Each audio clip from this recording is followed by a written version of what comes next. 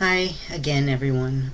This is going to be a little different video because I will be doing a movie review later tonight, but first I wanted to talk about the news. The big news that I received today, as everybody in America and perhaps the entire world learned, was that sadly Bernie Sanders has ended his presidential bid for the Democratic Party and has endorsed the former Vice President to Obama, Vice President Joe Biden. Now, obviously, based on my shirt, I was a Bernie supporter. I supported him in 2016 in the primary against Hillary. I voted for him, supported him, voted for Hillary in the general.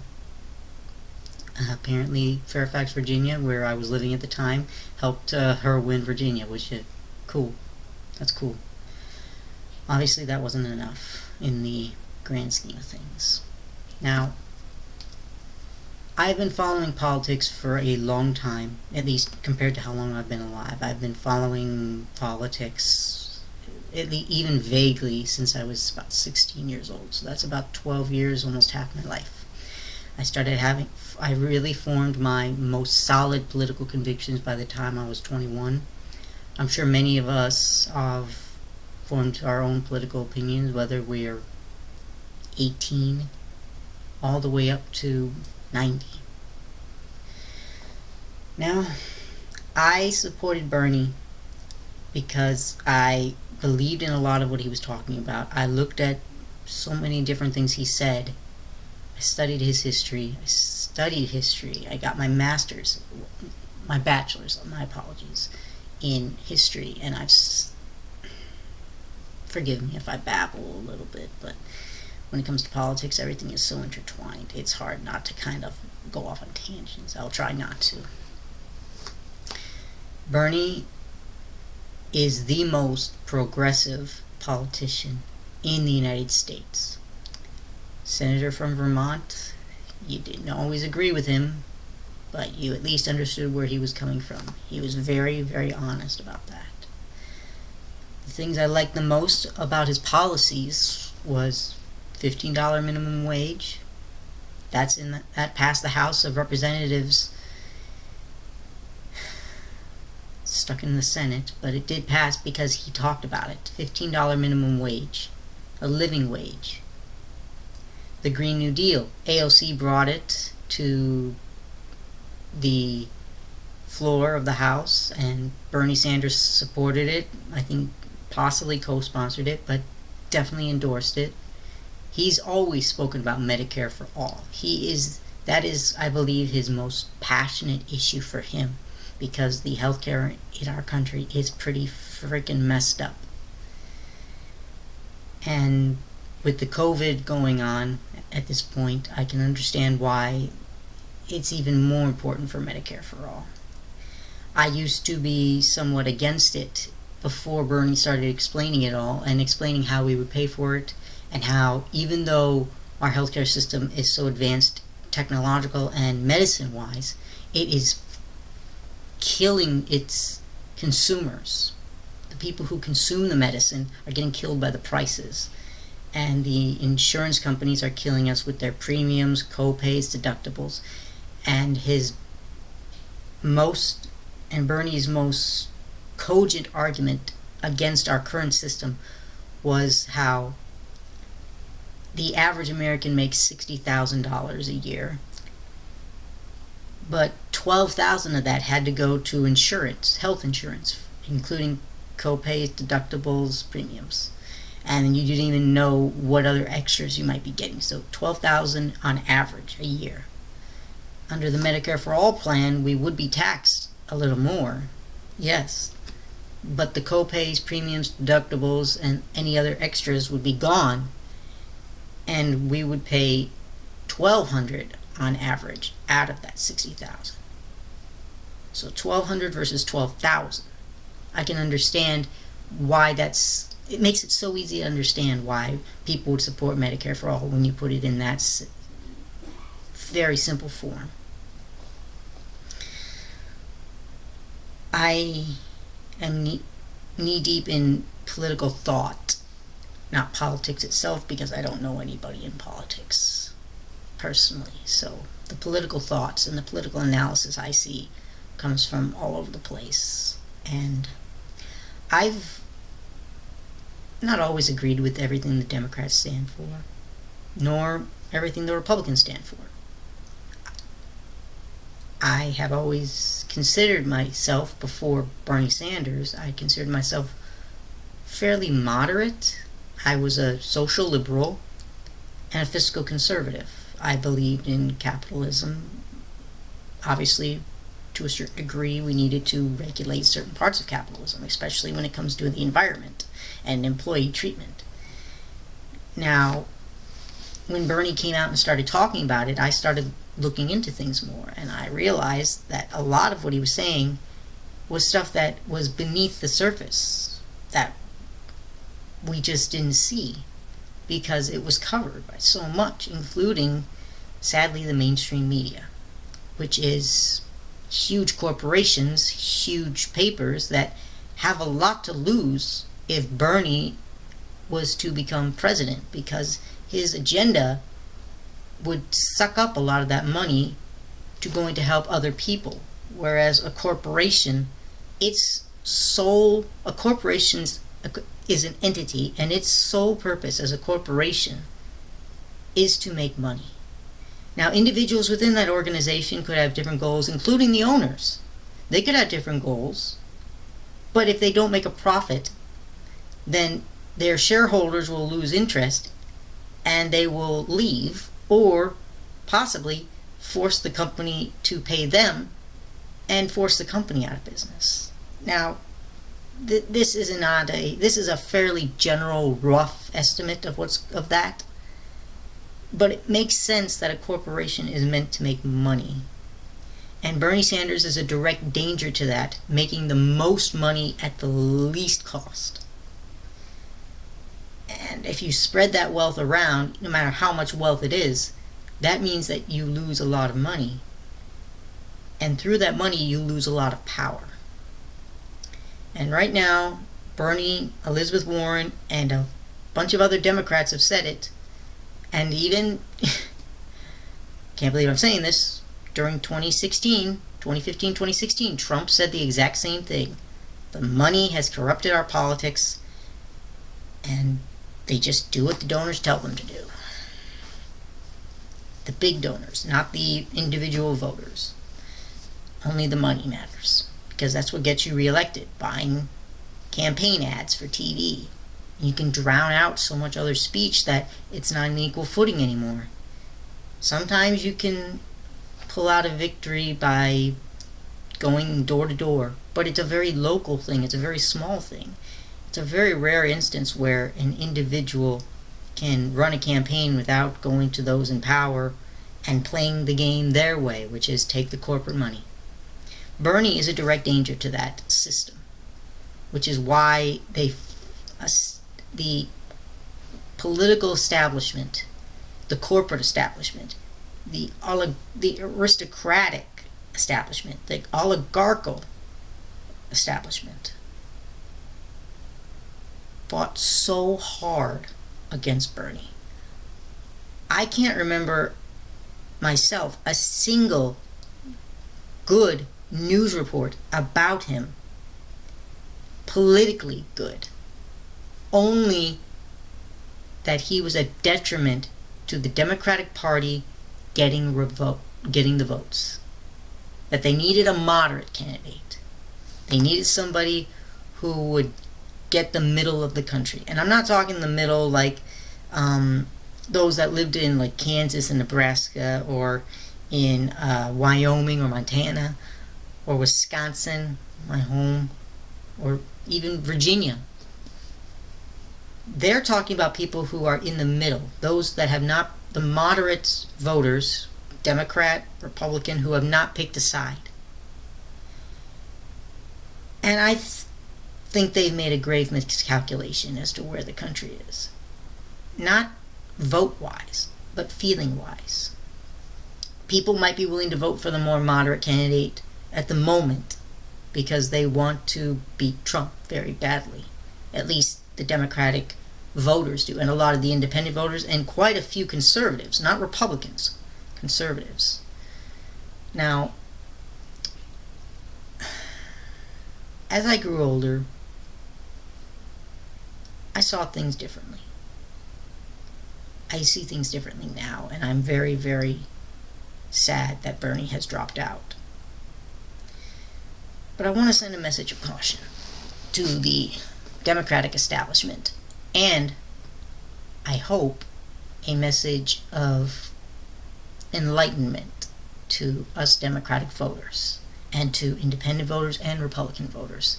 Obviously, Democratic primary meant a lot to me. I've voted Democrat a lot. Actually, did I ever vote? I was willing to vote Republican. I probably would have voted for John McCain if Obama hadn't moved further left. I'm sorry, Mitt Romney. McCain is who he went against first. My apologies. Mitt Romney. I might have voted for Romney if he had been more socially liberal than Obama was.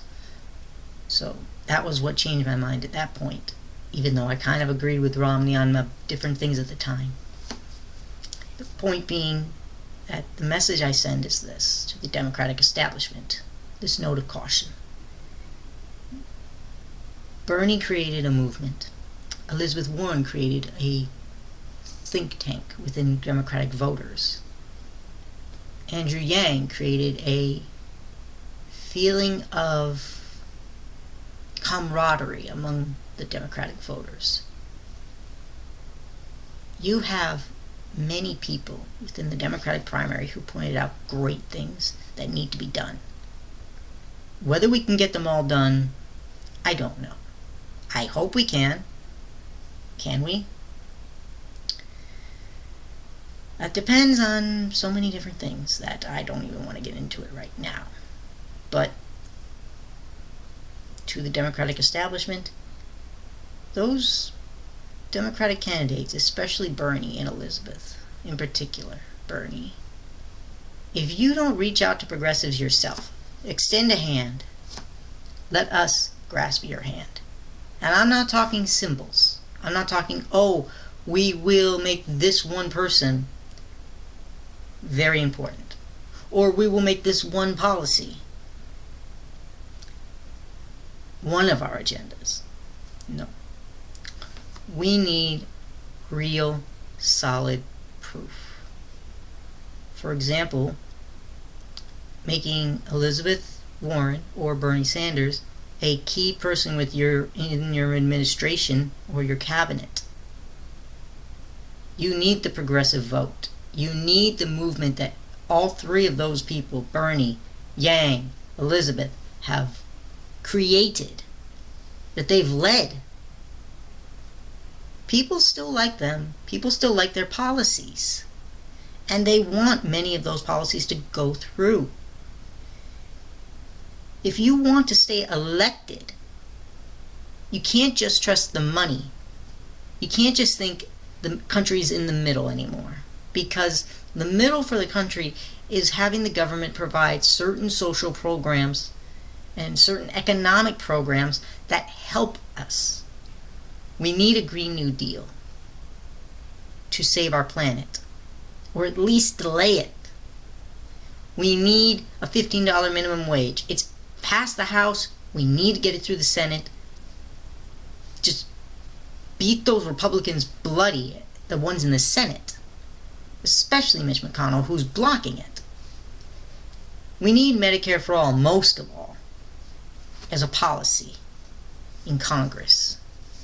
We need to fix it. We need to fix our crumbling infrastructure. And, in my opinion, if they push this one agenda in the Democratic Party, especially their platform, what they run on, do exactly what Trump did. Get money out of politics. Don't get rid of the people who are in politics. Get rid of the money. Then run candidates based off of what they believe rather than what they're paid to believe or paid to say. We all live in our own bubbles. But to the Democratic establishment, we need a victory. We cannot afford another 4 years under someone who doesn't take these things like COVID and Russia and impeachment and the death of Americans at the hands of neo-Nazis.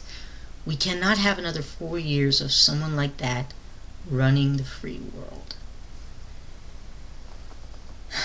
So, my cautionary note to the Democratic establishment is reach out to progressives yourself. Don't ask us to come and vote for you just because we're Democrats or just because we support a lot of what you guys do on a small scale. We want real change. You want us to come and vote for you? Reach out to us through a policy. Give us something that we can hang our hats on and that we can feel hopeful for. Just voting against something like Trump, no matter how horrible he is, just voting against him is not enough to get the progressive vote in huge numbers, to so overwhelm the Republican Party that Trump loses everything but maybe the South. That is my cautionary note to the Democratic establishment. For the progressive voters, I have not decided what I'm going to do. I just laid out my cautionary notes to the Democratic establishment, and if they reach out somehow and give Bernie, Elizabeth, Yang important positions in the administration so they can actually push the agendas of progressives, or if Biden endorses certain ideas of the progressive movement, Green New Deal, infrastructure, Medicare for all, especially getting money out of politics. If he endorses even one of those and pursues it, agrees to pursue it, with Bernie leading the charge, or Elizabeth, or Yang, something like that, I'm willing to vote for Joe Biden because I at least want something to feel hopeful for. Because right now, I fear very much so that Biden is only listening to the corporate donors. Biden himself, I do agree with Bernie. I think he's a good guy.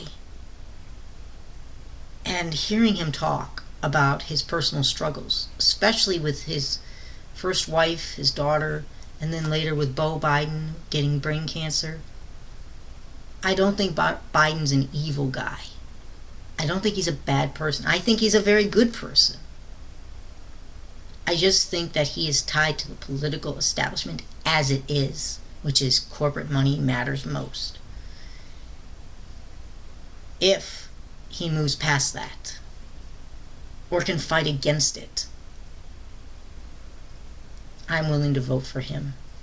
I am, in the general election. I will never vote for Trump. Not because of everything he's done, but because of what he's come to represent. To me, and to so many others, especially those that are young, democratic, he has brought out a lot of the worst in us. I've been very, very angry. And I don't want to stay angry just to get him out. I want something that is a real victory. So, I hope, as fellow voters, Democrat, Independent, Republican, Conservative, Liberal, Moderate, however you identify, please, we all must go out and vote. Staying home, in my opinion, is, for this general election, I don't feel that's the best option this time. As much as I hate to say Bernie has lost the presidential bid, he himself ended it. Now we have Joe Biden, and now we just have to wait and see. So, thank you for listening, and I hope that I didn't go off on too many tangents. Take care, everybody.